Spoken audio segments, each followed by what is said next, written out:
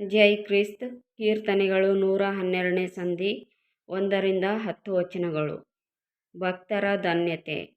ಯಾಹುವಿಗೆ ಸ್ತೋತ್ರ. ಯಾವನು ಯೆಹೋವನಲ್ಲಿ ಭಯಭಕ್ತಿಯುಳ್ಳವನಾಗಿ ಆತನ ಆಜ್ಞೆಗಳಲ್ಲಿ ಅತ್ಯಾನಂದ ಪಡುವನೋ ಅವನೇ ಧನ್ಯನು. ಅವನ ಸಂತಾನವು ಲೋಕದಲ್ಲಿ ಬಲಿಷ್ಠವಾಗುವುದು.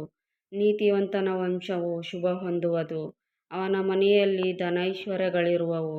ಅವನ ನೀತಿಯು ಸದಾಕಾಲವೂ ಫಲಿಸುತ್ತಿರುವುದು. ಯಥಾರ್ಥರಿಗೆ ಕತ್ತಲೆಯಲ್ಲಿಯೂ ಜ್ಯೋತಿ ಮೂಡುವುದು. ದಯೆಯೂ ಕನಿಕರವೂ ನೀತಿಯೂ ಉಳ್ಳ ದೇವರೇ ಆ ಜ್ಯೋತಿ.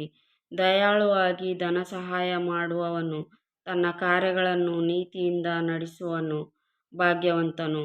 ಅವನು ಎಂದೂ ಕದಲುವುದಿಲ್ಲ. ನೀತಿವಂತನನ್ನು ಯಾವಾಗಲೂ ನೆನೆಸುವರು. ಅವನಿಗೆ ಕೆಟ್ಟ ಸುದ್ದಿಯ ಭಯವಿರುವುದಿಲ್ಲ. ಯೆಹೋವನಲ್ಲಿ ಭರವಸವಿಟ್ಟಿರುವುದರಿಂದ ಅವನ ಮನಸ್ಸು ಸ್ಥಿರವಾಗಿರುವುದು. ದುಷ್ಟರಿಗಾಗುವ ಶಿಕ್ಷೆಯನ್ನು ಕಣ್ಣಾರೆ ಕಾಣುವೆನೆಂಬ ಭರವಸವಿರುವುದರಿಂದ ಅವನ ಮನಸ್ಸು ದೃಢವಾಗಿದೆ. ಹೆದರುವುದಿಲ್ಲ. ಬಡವರಿಗೆ ಉದ್ಧಾರವಾಗಿ ಕೊಡುತ್ತಾನೆ.